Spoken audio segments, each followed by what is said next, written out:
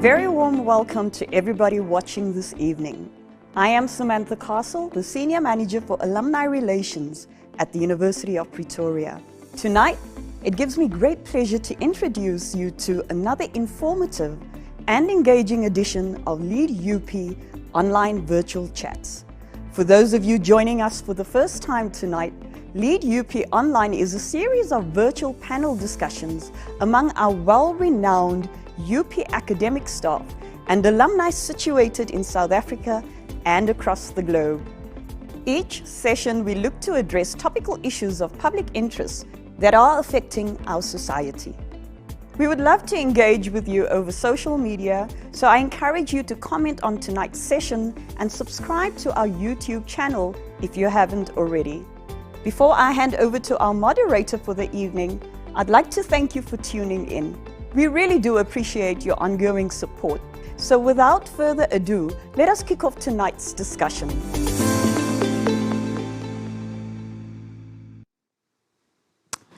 Good evening. Welcome to today's discussion. We will be engaging on the topic of youth unemployment as we face it. In commemoration of Youth Month, this event's tagline is Youth Unemployment: How young people, businesses, and government can help turn this tide. In this session, you will gain insight information, strategies for graduate employability, skills for future employment, and how business and government can assist in improving graduate employment. Of course, this event is brought to you by the University of Pretoria, and many of the panelists who will be joining us are UP alumni. I would like to now take this moment to give to Professor Kupe before we begin our discussion. Prof.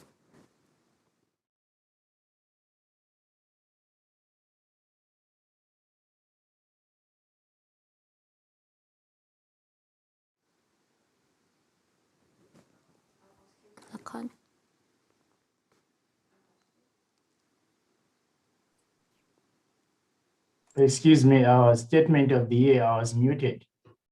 I muted myself. Thank you, President Lerato Ndlovu, and thank you to all of you on the panel. Some of you are our glorious alumni, some are still current students. And so allow me to say good morning, good afternoon, good evening, because this is a global event. Anybody can watch or tune in or dial in from anywhere. And this is some of the times that we live in. We value our alumni, we value our students. But of course, the world is not what it should be. We live in very uncertain times with multiple ongoing disruptions of people's lives at every level, from the political to the economic, and including the planet that we live on. As you know, the pandemic disrupted everything, including our preferred modes of teaching and learning, which will be a hybrid contact-based teaching and learning model. It also exacerbated existing economic structural problems, worsening the conditions of parents, students, and society and the world at large. It is also easy for us these days to blame everything on COVID. The world was not what it should be even before COVID. There were ongoing multiple disruptions and unresolved issues from our liberation struggles, including economic issues that impact students, their families, society, and the globe at large. This very vexed issue of employment or unemployment is a pandemic in its own right, and it's a pandemic that predates the COVID pandemic. At the University of Pretoria, we're trying as best as we can under uncertain, disrupted conditions to give as best as we can a quality education and to create as best as we can knowledge that is impactful, transformative, and can contribute to solving local and global issues at every level of our society. Therefore, we've done two things that I can say in the short time available to me. 2 weeks or so ago, we had a global dialogue with 5 Nobel Prize winners, the first time in Africa, where the topic was the future of work. Then second, last year, we embarked on a project to reimagine the university in order for it to contribute to a reimagined society. Why is that necessary? It is important to address these ongoing multiple disruptions that have caused a large majority of our people, including the youth, to be unemployed, to live in poverty, and also for growing and deepening inequality, if you like. This is not sustainable. It's not sustainable at not only at the individual level, but at the class, gender, and race level, but also it's not sustainable at the level of how we use natural resources. So unemployment, youth employment should be seen in the context of us reimagining universities that have answers and societies that are truly democratic, just, equal, and enjoy social justice and are in harmony with human, and there's harmony between humanity and nature. In short, a sustainable planet, which is a new dispensation for everybody. So I look forward to hearing your ideas. This is a wonderful topic, and for now, I'll say I won't thank you, but I'll say I'm looking forward to the robust debate and to interesting answers. Thank you very much. Thank you very much, Prof. You mentioned that we had earlier on this month, we had the Nobel Peace Prize conversation.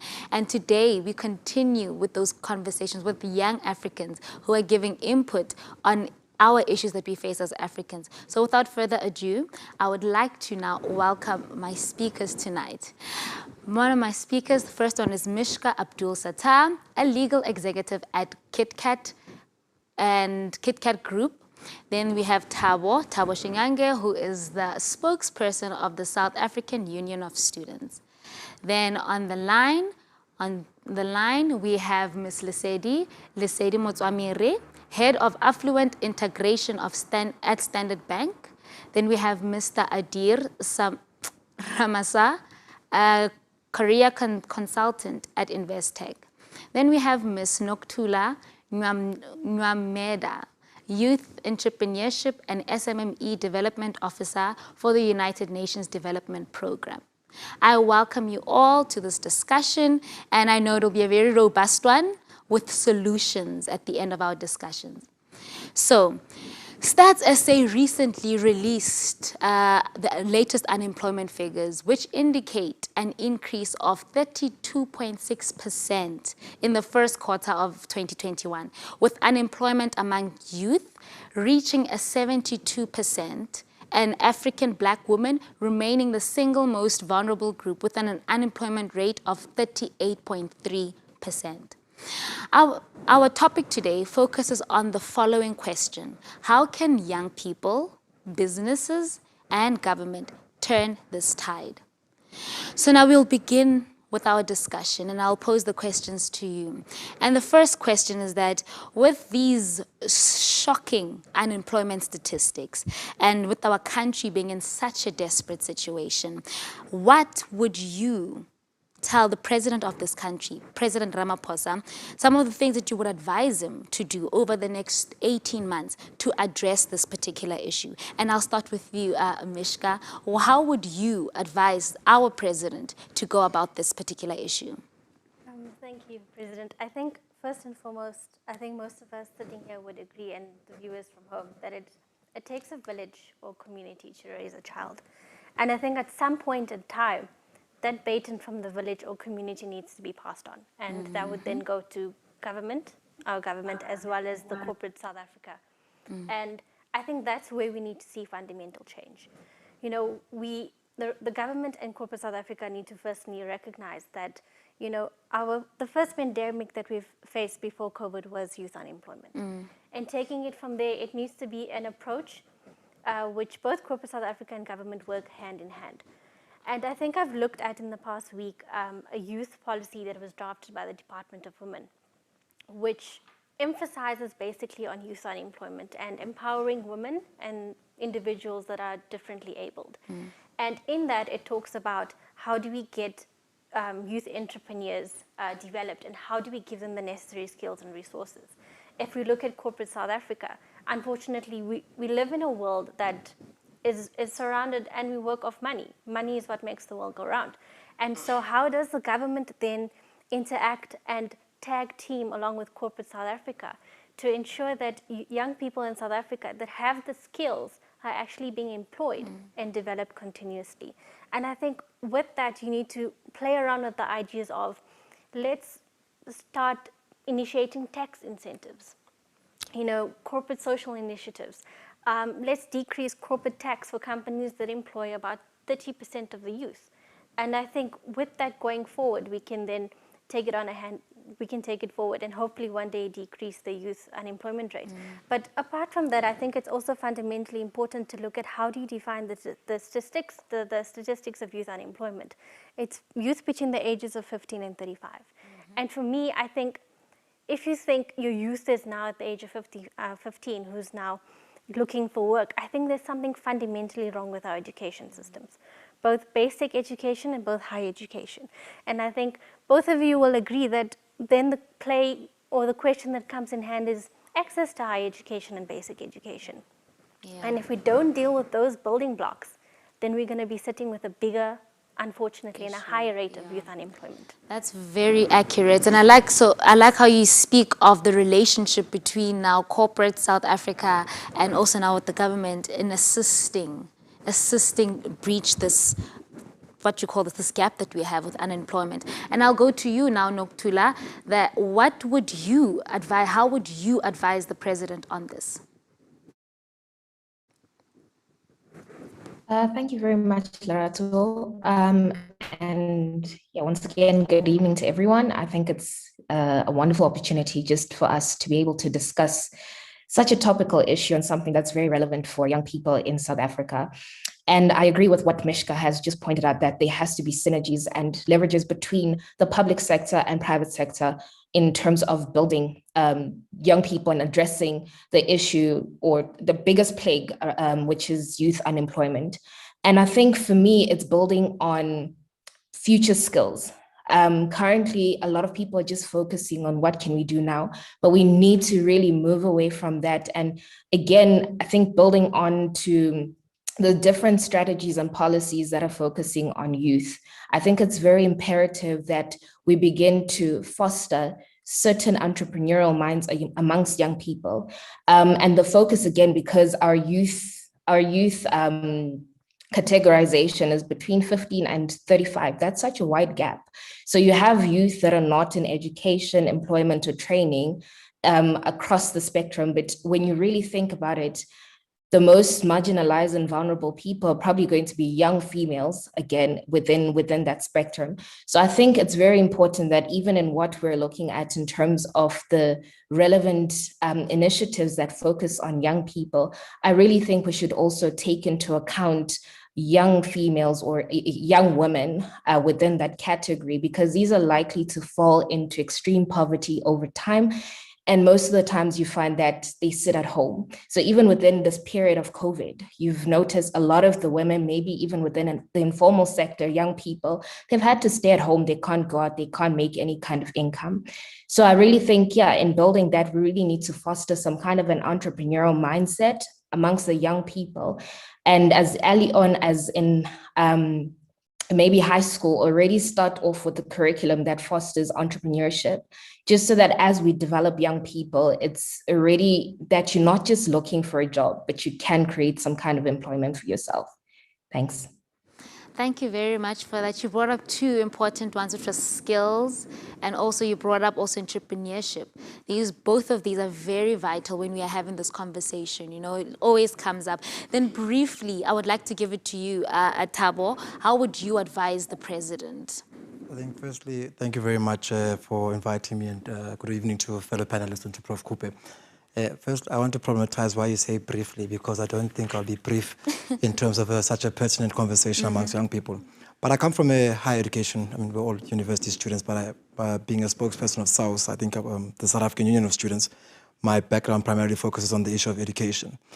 So you asked the question around 18 months. So 18 months, I don't want to pretend that we can resolve the issues of youth unemployment over this particular conversation. But I thought about, practical things that I think perhaps there's a lack of political will in terms of addressing these things. First and foremost is the issue of most practical things to clear student debt.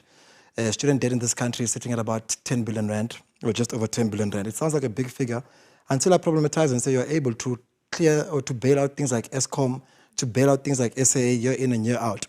But maybe we don't even understand what we mean when we say clear student debt. For now, many students can't get meaningful employment because universities are holding on to their academic records. Universities are blocking their marks. They cannot register the next particular year. They cannot complete their studies because they owe these particular universities tuition fees. And so you find that before we even talk about how many people are in finding employment. Let's talk about how many people can't actively find meaningful employment because they don't have the necessary qualifications or the papers with them to be able to tap into that particular space. Second to that is the issue of free education. Education, especially given our history as a country, it's a very political issue. You speak about women, black people in particular. We come from a colonial past, an apartheid past, which disenfranchised the majority of the population of this country. So they don't have the necessary qualifications. It speaks to the things that I think both Nokuthula and Mishka speak about access. The issue of free education. You, President, you would know earlier this year yourself, you're protesting, for instance, on a question of access. You find that many students can't afford registration fees, can't afford the tuition fees, and as a result, they cannot therefore continue with their studies. So you have two issues here. You have to first clear the debt, but the issue of debt is arising from the issue of tuition fees, and that is coming from an issue of commodifying education, something which I think is a right, and especially given our industrialized society, one cannot survive without this particular piece of paper that is required. But I think to tap into other elements of employment opportunities is the issue of experience for me. Mishka says something interesting. There's something fundamentally wrong with our education system, especially when it comes to the question of experience. And I worry and I cringe where I see, experience 5 years, 6 years experience, 7 years experience. And I say to myself, it cannot be that a person studies up until a master's and a PhD level at a university, for instance, and still cannot compete or still cannot apply for a particular job. What is it that they were learning for the last 5, 6 years that does not necessarily make them, ready for this particular work environment? So it's the issue of experience. It's becoming a very political issue, and it's also a way of systemically excluding people from tapping into the employment space. So the issue of scrapping experience, yes, there's the issue of entry-level experience being scrapped, but I mean, it's more rhetoric than anything. You find that many job opportunities, especially in the private sector, rely quite a lot on experience. They tell you that you need a degree, minimum honors degree. Then they say to you, must have 5 years of experience. Where are you going to get that particular 5 years of experience if the last 3 years you were studying, right? We also need a clear plan to drive economic growth. I think the issues around corruption in this country, steal from, economic development or funds that are supposed to go to youth development in terms of, driving the economy, finding jobs and so forth. I mean, I was reading up an article just before I came here, and it suggests that, we lose about 26 billion, if I'm not mistaken, of South Africa's GDP to corruption, and that alone, if you were to quantify it in terms of jobs, that is about an odd 60,000, job losses every year as a result of corruption, not just in government, in state-owned enterprises, even the private sector, the issue of corruption. And also how we speak of corruption. We have this funny way of speaking of corruption as if it's primarily a political thing or a government thing. Our country is founded on corruption. Colonial corruption, apartheid corruption, and so forth. So it's a heavily systemic issue of corruption. You're not going to, the idea is that if corruption goes away, suddenly the issues will be resolved. But corruption is such a systemic issue that you're not going to be able to, resolve it quite, by just saying clear corruption. You need a clear plan on how you're going to deal with issues of corruption in that respect. And then, I mean, the last 2 points I think is the support for local economies. I think we need to support local economies. We need to support township economies. In fact, a university for me is an interesting space. I've met many interesting ideas in the university and in the education environment, but with the lack of funds, with the lack of resources, and the lack of necessary support, many students can't tap into these entrepreneurial opportunities to be able to create meaningful employment. There's one student that studied here at UP 5 years ago. I'll never forget his name. He goes by the name of Tami Sibeko. And he created this app long before COVID times. He created this app, about, imagine one day when we cannot go to class. That was his argument. One day when we cannot go to class. So he developed this business plan and could not get the necessary support regarding this particular idea that he had. And then 5 years later, here we are today, sitting from home. A lot of people cannot study. The issue of gadgets, and I thought to myself, had support been provided to such a young person 5 years ago, he could have been speaking about a very established brand today. We could be speaking about employment opportunities which could have been created for many other people today. And then last but not least, I think the issue of amending the constitution of the country. I don't think any meaningful social transformation can happen in the absence of amending our constitution, especially as it comes to the issue of land and expropriation of land without compensation. We often argue or are afraid to speak about land as if, or we tend to focus the issue of land around agriculture. And I always ask, but is Sandton City built on clouds? You understand? It's not built on clouds.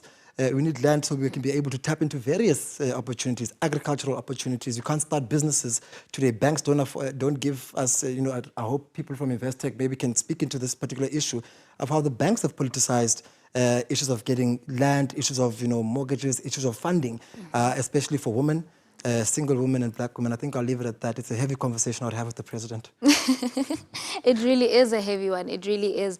And now just to bring you in now, Lesedi and Raid, is this issue now of the businesses, how can businesses support young people in now speaking of employment? How can businesses step in to assist in filling in this gap? As a lot of speakers have already mentioned that there's a lot of support that is needed to eradicate or even to start having the conversation of eradicating unemployment as a whole. So what can businesses do to improve employment in South Africa, especially for young people? Lesedi? Thank you so much. Good evening to all my panel members, and thank you so much for having me. So Lerato, I really am of the view that information is power, and I think that business can do a lot more around information. And as you know, we have jobs today that didn't exist 10 years ago. So what is something that Noktula tapped into where she said that jobs of the future, what are the future skills that are needed? Businesses need to start informing learners and students better so that they understand the job market, they understand demand, and they are absolutely able to make the right decisions around the qualifications that they are looking to pursue. The colleagues also spoke about entrepreneurship as well. I think that is an initiative that I think businesses and the government can better partner. So there was a recent article where as Standard Bank, we actually partnered with the city of Tshwane, and Standard Bank Tshwane was actually able to partner with government in that particular initiative where they took young people, young entrepreneurs, and they empowered them through funding their businesses, those who wanted to start and those who wanted to improve their businesses. And I believe that it is through such initiatives, which we absolutely need to do more of, how we can help entrepreneurs of tomorrow to create the employability for the youth, which we so desperately need. Thanks, Lerato. Wow, thank you very much. And Radir, may you please just add on to that?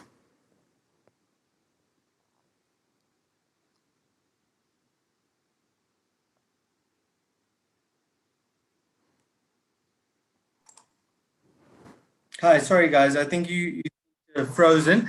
But Lerato, seeing as how you're struggling with my name, you can refer to me as Roots.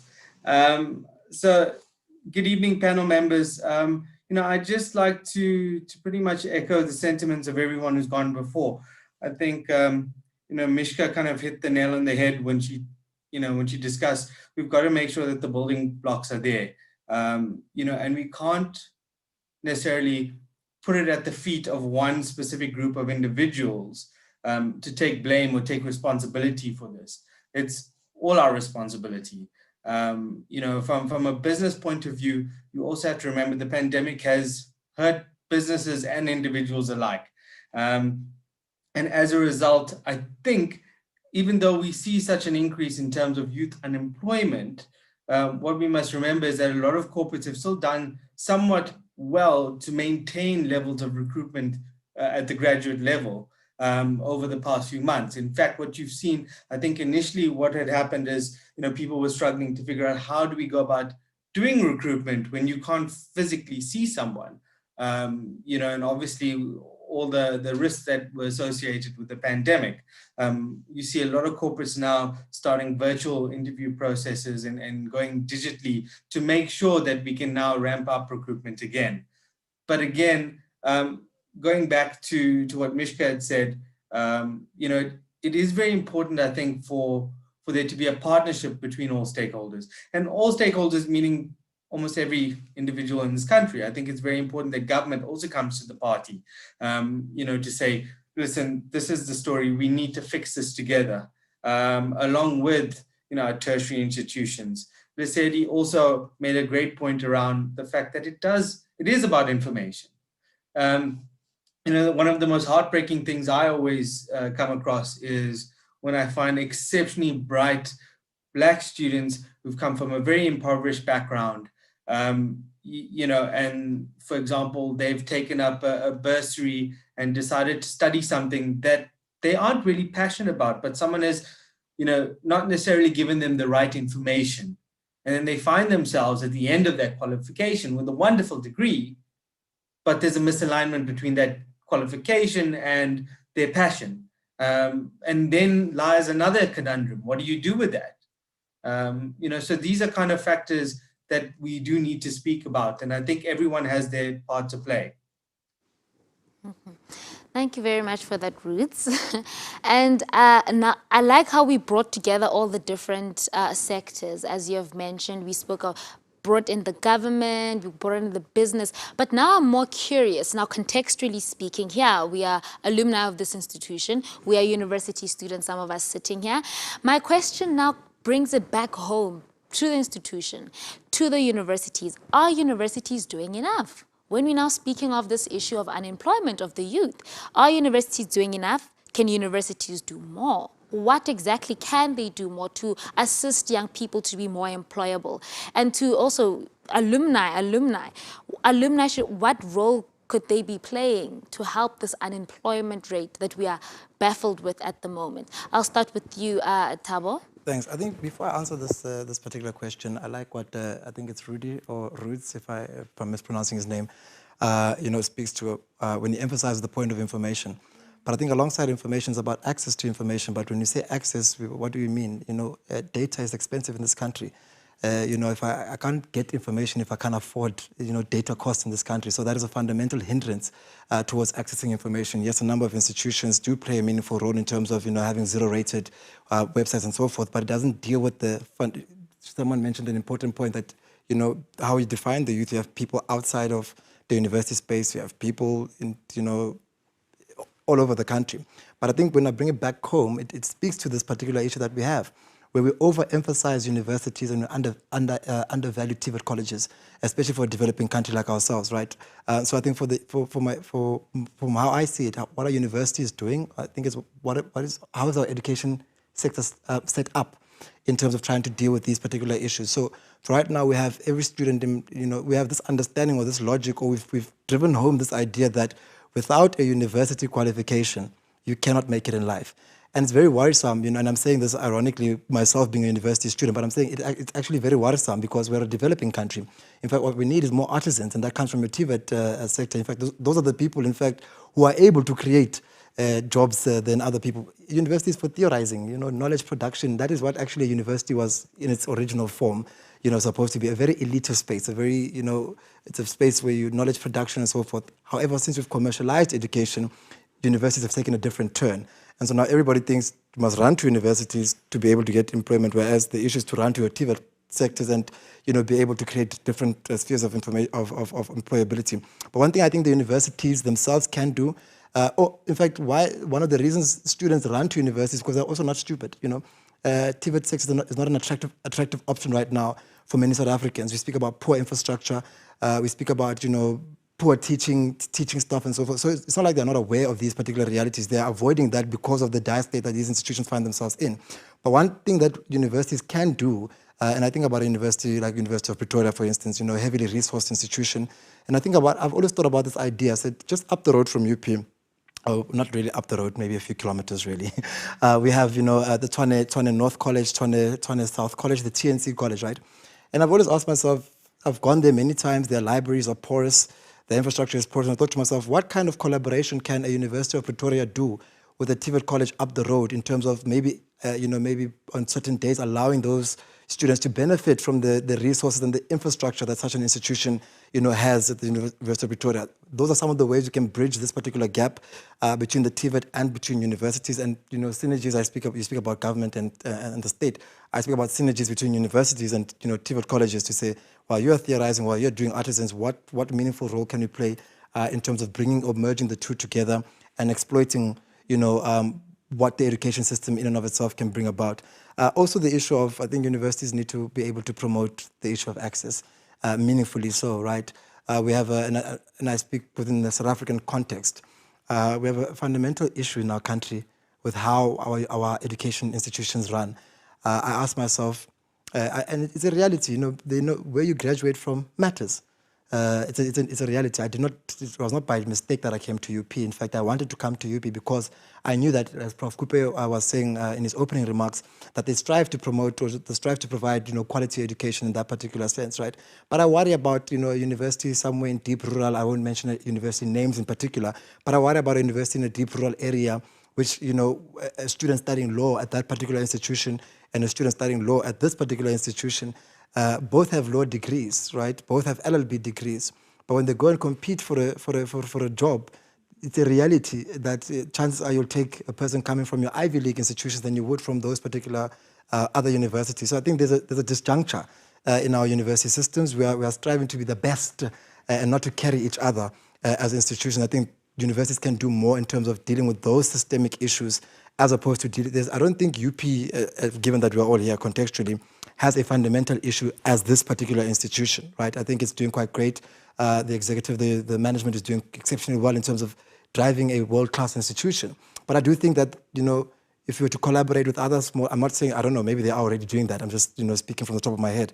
That if you were to collaborate with other maybe disadvantaged institutions, maybe pairing them together on various programs, educational programs, infrastructural programs, we can do quite more in terms of solving some of these, difficult challenges which do, in one way or the other, affect things like employability prospects. Because many students are sitting with the same qualifications but are struggling because the likes of us are coming from UP, from VETS, from Stellenbosch, from all of these institutions. Yeah, thank you very much. And from your side, Mishka? I think Thabo has covered most of my points, but just to reiterate, I think for me it's fundamental that we go back to our building blocks, because without having basic higher education and access to higher education, we are almost walled in getting into, from basic to higher education. And I think that's for me, that's something that's fundamentally important. And I think if we don't recognize this is the gap we're faced with, and our generation has been faced with, and we've seen it in the past years. I think we've all been in these mass movements where we're talking about fees must fall, free, decolonize higher education. And I think those are important struggles. But at what point do we end the struggle so we don't pass it on to the next generation? Because at the end of the day, all you're going to be getting is a bigger gap in the system. And I think if I have to now focus a bit more on the alumni, I think as alumni, we have a responsibility to current university students. And we have a responsibility to current university students to recognize that, yes, we've made mistakes, but how can we stop them from making the same mistakes that we did? And some of these mistakes that we made were not even in our hands. How do we get access to education when I do have the good marks for it, but I don't have the finances for it? And as Thabo had said, there's also a very big gap between your TVET colleges and your universities, and how corporate South Africa actually views them is problematic. Because if I have to go to a bank and you have a Mishka that has graduated from UP and someone that's graduated from a TVET, likely they're not even going to look at the TVET application. And that's unfortunate in the circumstance that we look at.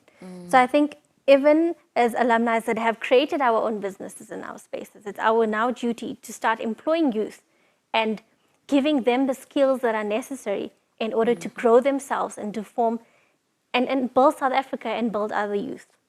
Thank you very much for that. Even in your last paragraph where you just expressed how us as alumni post now your university stage and you creating employment, so going into business entrepreneurship, it is also your duty now to employ the young people that come after you. I really like that a lot now that we have noted what universities could potentially do, but ourselves, now it's turning it to us. What can we do as alumni to assist this? And that's why I come to you now, Nokuthula, that how important is youth entrepreneurship in creating employment among young people in this country? Thanks, Loretto. I think this is a very pertinent question because a lot of us young people tend to shy away from anything to do with entrepreneurship. So most of us have sort of been conditioned to go after the conventional, traditional jobs. So after I'm done studying, after I graduate, I need to find a job. Someone needs to employ me. And I think it's very critical that we sort of move away from that space and look into entrepreneurship, because it's such a big buzzword, but I think over time, we've actually learned to see that entrepreneurship is a key economic driver and a big catalyst for employment creation, particularly for young people. And I think this is where the focus should be, not only just looking at entrepreneurship by maybe adults, but also amongst young people.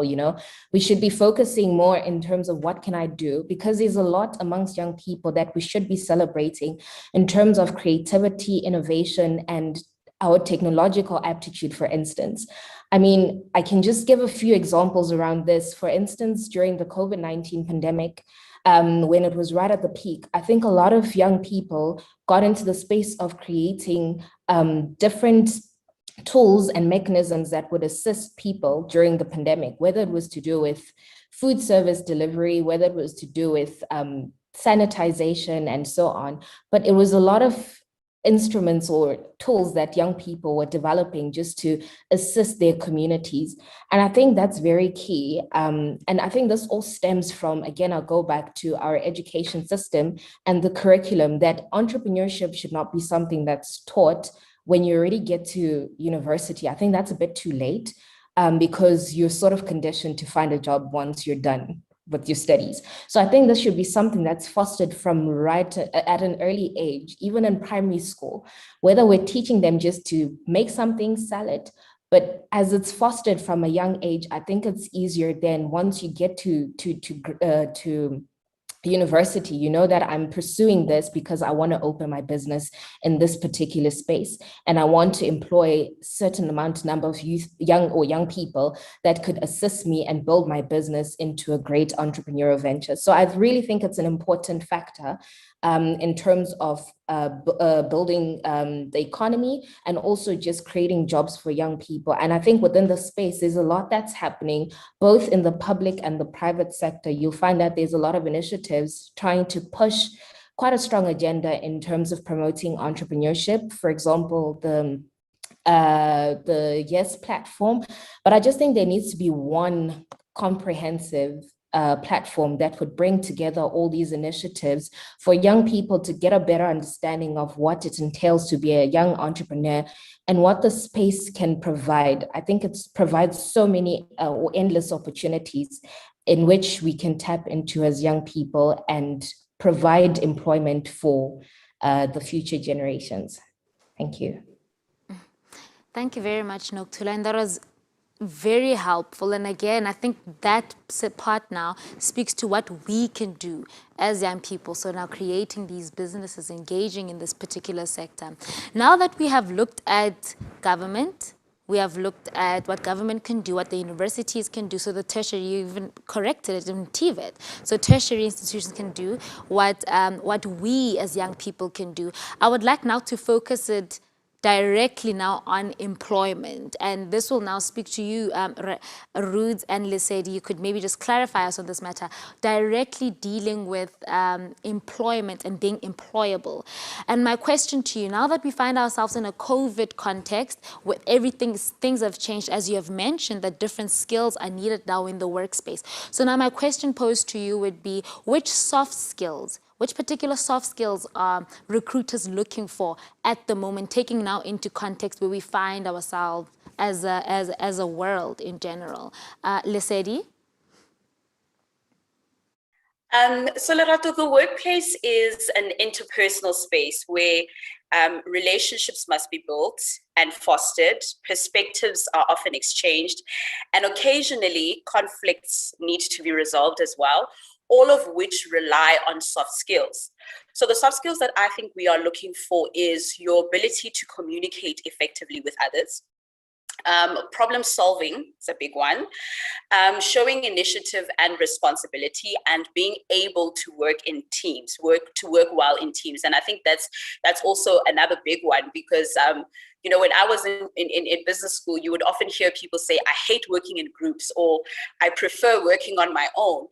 And I always used to wonder, where do these people work? Because I can't think of any business where you don't have to work as a collective in order to achieve the goals that the business has set. So working well with others is quite important. So if you were a loner in university, this is something that you would really struggle with. So I really do hope that through our engagements, Lerato, you can also help us inform universities to encourage a lot more group work and working in teams in their curricula in order to help graduates transition better in the working environment.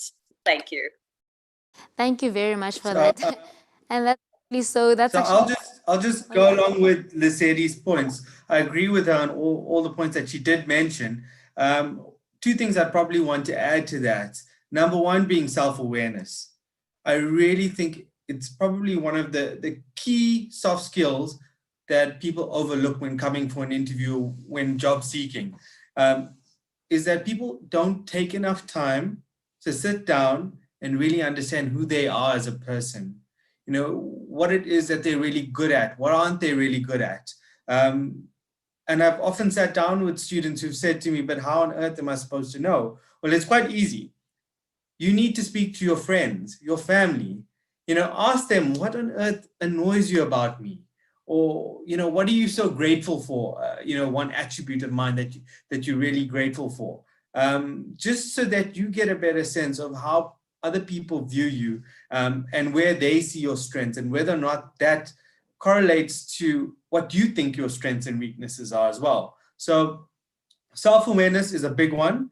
And then I would also add to that your learning aptitude. So really just being able to display a real desire to learn. Because, you know, as Thabo mentioned previously, I know the struggle is real around the fact that for a lot of graduates, it's, you know, whether you're coming from a technicon or university, it's, you don't have the 5 years experience or whatever the case is. But I promise you, I would give someone a lot of time if they can really just show that kind of energy and passion and desire to learn, and have taken the time to do some research and then show me what they have learned and that they really are keen on learning more.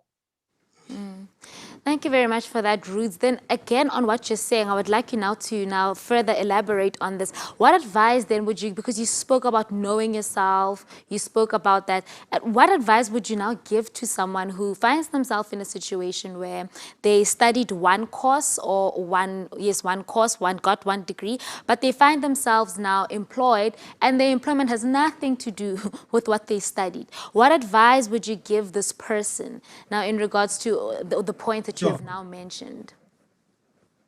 I'd firstly say don't be too hard on yourself. I don't think it's the end of the world if you've got a job that doesn't correlate to what you studied. But what you really need to ask yourself is, do I enjoy my job? Do I really love my job? And if that is the case and you really love your job, then you make sure that you do all you can to gain as much knowledge and broaden your skill set in that new field, right? Because whatever you've studied has obviously gotten you that far. So I would say if you love your job, stick with it. If the job you're doing is not what you studied and you don't necessarily enjoy the job and you want to go into the field that you studied, then I think you need to just keep an ear to the ground and continue looking in that field that you really want to be in. But at the same time, make sure that you use every day at your current work to learn as much as you possibly can, so that, you know, when you eventually do land that interview that's in the field that you really want to be in, you can, you know, explain to people that, listen, I have used my time wisely. I've learned as much as I can, but this is where my heart is. And this is why I want to move across. I don't think there's any shame right now in taking a job just to secure an income. Times are tough for everyone. And I think for the most part, employers do recognize that. You know, there's a lot of families out there that don't have any income. So, you know, if it means you taking a job that isn't exactly what you studied, being employed is way better than earning no income at all. Thank you very much for that. Then again to you, Lesedi. I'm bombarding you with questions now, just out of curiosity. And what now, because you're speaking of continue looking for job, but as we have mentioned that can be also tricky at times. So now my question to you, Lesedi, would be, how would you advise we go about job hunting? So the approach that we take when we look at job hunting, taking now into consideration the limited amount of jobs which are available as we've established, then also the competitive nature of this job market. How would you advise someone to approach job hunting? I suppose, when someone does look at job hunting, they think about whether they need to be more targeted, or if they can, cast their net a little bit wider. And my view is that I don't think that there is anything wrong with applying for different roles in different industries, as long as you can answer the why. So I'll give you an example about myself, because as you've seen, I've got a BCom finance undergrad. So I could have been an investment banker, I could have been a trader, I could have been a cost management accountant, I could have been a financial planner, because the competencies taught in that qualification is actually very broad. So I certainly didn't know that I would end up where I am currently. So absolutely nothing wrong with casting the net as wide as possible.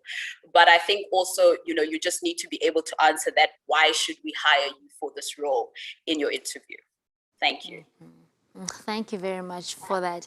Then, now that you've obtained the job, you have the job, and like few young South Africans have at the moment, what happens when retrenchment comes? Because if we're being realistic with ourselves, we've already established now the repercussions of COVID. Our unemployment rates are skyrocket. A lot of people have been retrenched over the past few months. What advice would you give someone like that? If you could maybe then touch on savings, if you maybe touch on what's the next step, panic, if you could just answer that question for us to you, Ruth. How can someone go about, what do you do when you find out that you've been retrenched?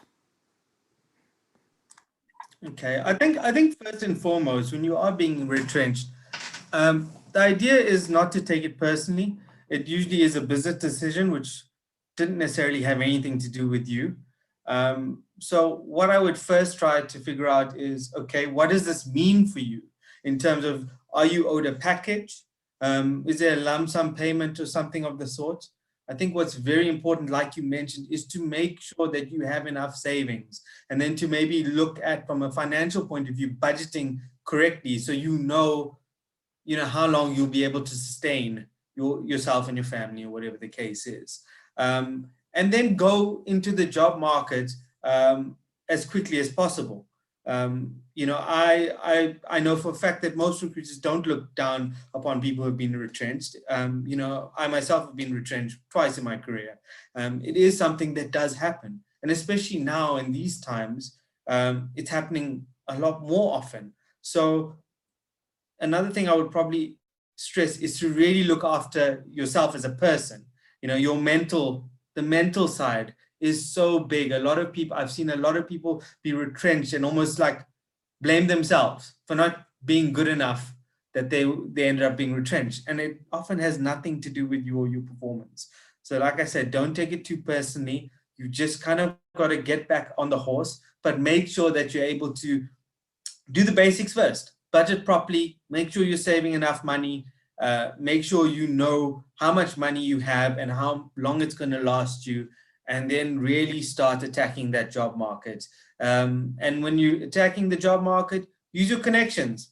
Try LinkedIn. Make sure you're connecting with the right people you've worked with previously, and try to start as many conversations and get as many introductions to different recruitment teams as possible. Thank you very much for that. So now that we have all this information, I would just like now to narrow it down to you, all my speakers, is from what we have learned today, what is the one conviction?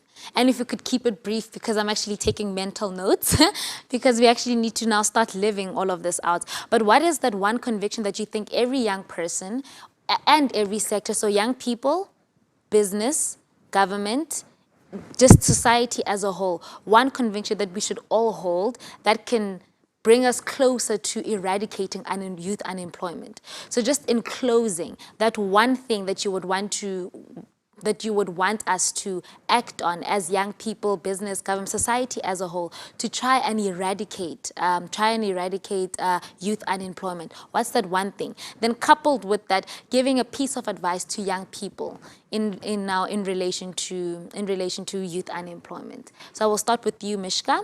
What's that one thing and also one piece of advice to the youth? I think for me, it's responsibility. And I think taking into account that we are within a COVID pandemic right now, I think corporate South Africa also needs to realize that the employees that they employ, they more than employees. You know, if I have, and I heard this in a meeting from a director the other day, that yes, I employ 2,000 people, but that's 2,000 mouths that I have to feed a day. But it goes beyond that. It's each person that I employ has 4 other dependents depending on them for food at the end of the day.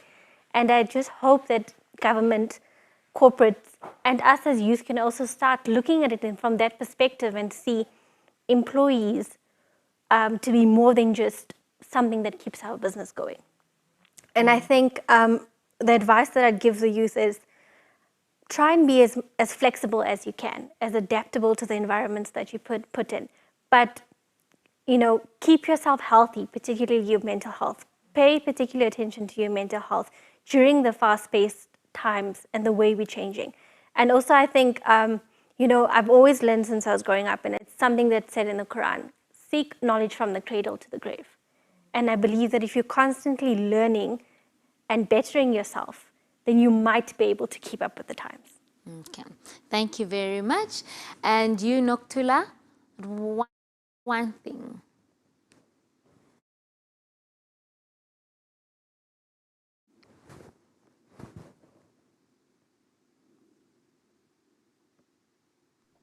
Sorry about that. Can you hear me? You.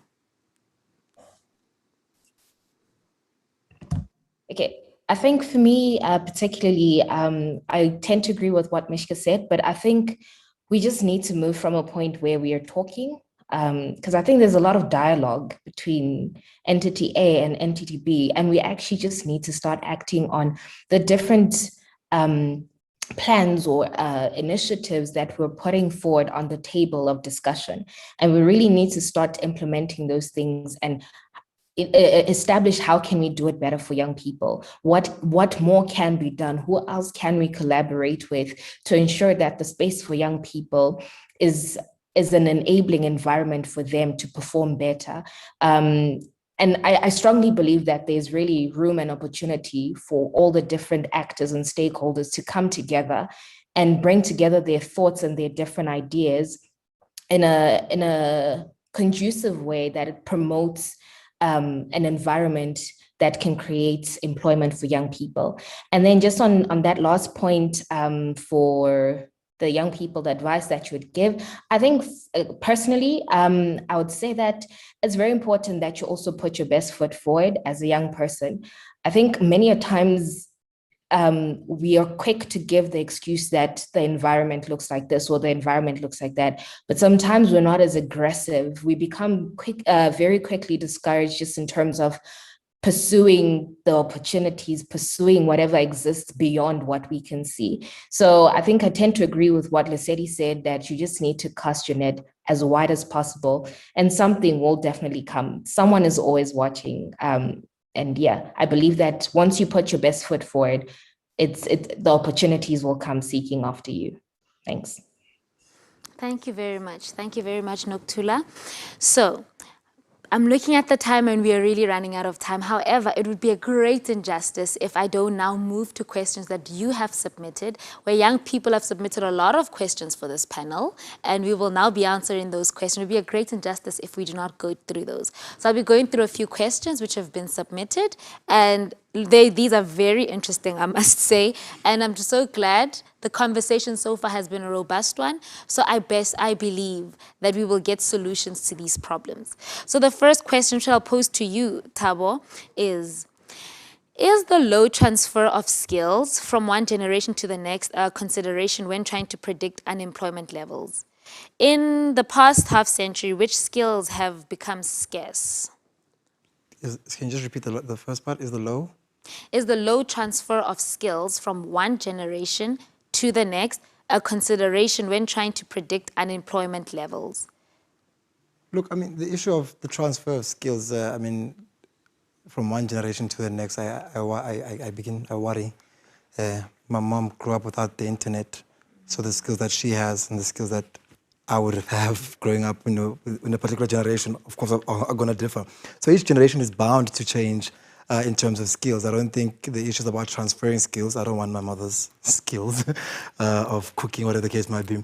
But I think for me, in terms of trying to predict unemployment levels, I think everyone has tried to answer it in one form or the other, to say, what we're more focused on the now instead of, what is coming, what kind of skills are we supposed to be investing ourselves in? What kind of skills are supposed to be learning? And not just learning. I always make the example that the classroom environment, the lecture hall environment is not the only place of learning. In fact, for me, ironically, that's the most minimal form of learning. You learn from the space around you. You learn from interacting with others. You learn from engaging with others. I think Lucette spoke about, this idea of group work, and not just group work in terms of assignments, but group work in just terms of, being able to coexist with the people around you and to be able to spread your net. But I know you're speaking about it in the corporate sense, but one thing I found very interesting for myself was my ability to make friends in fact, every different faculty. I have a friend who's studying drama, studying music, who's studying, spread your network base, because you don't know 5 years from now how a collaboration of these particular skills would inform, new opportunities, in the near future. So I think one thing, and I know I'm stealing a previous question, was that what was the most valuable thing you learned in the university space, in the University of Pretoria, was that particular ability to tap into different, don't confine yourself to big confinements, and therefore that is your class, and therefore that is all that, you're going to engage with. Tap into your, Michigan, she studies law, I do politics, we met in the political space, do outside activities, get involved in the university space. Don't just come here and say, I came here to study and pass and leave. Then you'll leave with the most minimal of skills. Go there, study, engage, do extramural activities, join socials, have a drink, relax. Your mental health is more important, than anything else. And through this whole web of interactions, you'll be transferring skills that you're not necessarily going to get from one generation to the next, but you'll get from just interacting even amongst your own generation. If you open up yourself to be able to learn from others, and learn from different things. What you're studying is just that. It's just theories. It's just people who've written a lot of things. And it's also, I had the privilege of being able to lecture before. What you're studying is what I give you understand? So what are you actively trying to learn outside of what I give, to you? Try and tap into various other avenues. And I think only then would you be able to address, what is informing unemployment in this country. We're too confined to that one particular thing. And it's misleading us as a generation to say, well, I'm studying this and therefore that. Nah, spread it out. Thank you very much for that. Then now, Lesedi, I'm just going to throw it again at you. And this is, now that we've talked about the skills, how do we showcase these skills? So do you think it is advisable? The question is, do you think it's advisable for pupils to have LinkedIn profiles? So how do potential recruiters determine the sustainability of potential candidates if content of other social media is contradictory? So the question is it advisable for students, young people, to have LinkedIn profiles? Then also with that, if so, how will potential recruiters determine the sustainability of potential candidates if content of other social media is contradictory to that of their LinkedIn account? This is probably a question that should go to Roots, because he is actually the recruitment person, but I'll absolutely try my best to answer it. Absolutely. I think for me, LinkedIn links quite well with what Thabo has just mentioned around spreading your network, because LinkedIn allows you to get in touch with people who have walked the journey. So I'm one who really believes in speaking to people that have walked the journey. So find somebody that has walked the journey that you would like to walk in, and engage those people, because those engagements will help you determine whether what it is that you want to do is indeed the right thing for you to do. So I think LinkedIn is quite pertinent in that, and I know that recruiters do look at LinkedIn as well, just to understand, you know, your experience, your education, and your skill.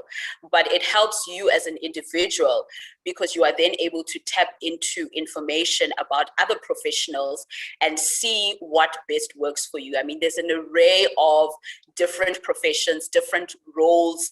You know, there's an array of different roles within a particular industry. So I think having those connections and spreading your network wider will just give you the opportunity to tap into those professional networks. Thank you very much for that, Lesedi. Then Rudy, in closing, if you just 1 minute, just address that LinkedIn and your social media presence, how really that speaks to recruiters in a minute. I think LinkedIn is very important. LinkedIn is the way of the future. That is essentially how most recruiters go about their searches. Not so much on the graduate front, but it is very important for you as a graduate to have a profile and a presence on LinkedIn, like Lesedi said, to connect with people who have walked the journey.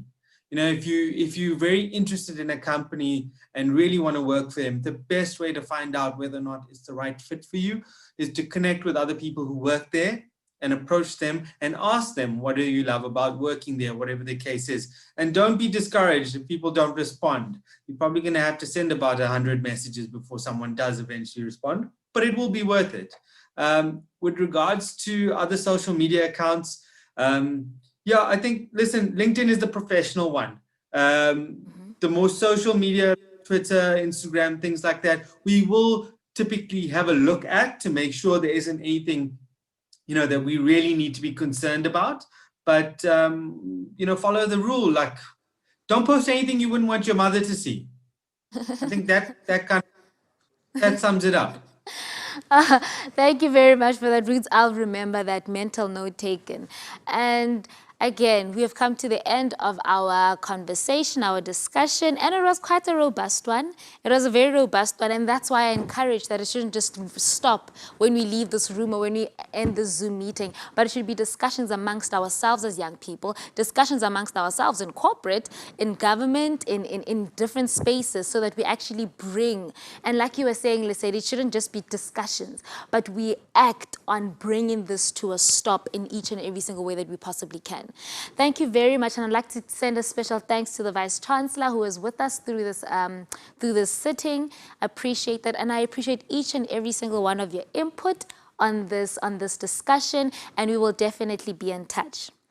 So next week, we will continue the LeadUP virtual discussions continue. And the next week's topic, which is the 7th of July, scheduled for the 7th of July, is the role of leadership in 4IR, mining and related industries. So the topics keep getting better and better and building us as young people, building us as people so that we can actually continue to give input on relevant and necessary topics. Thank you very much for joining us this evening. Have yourself a wonderful night.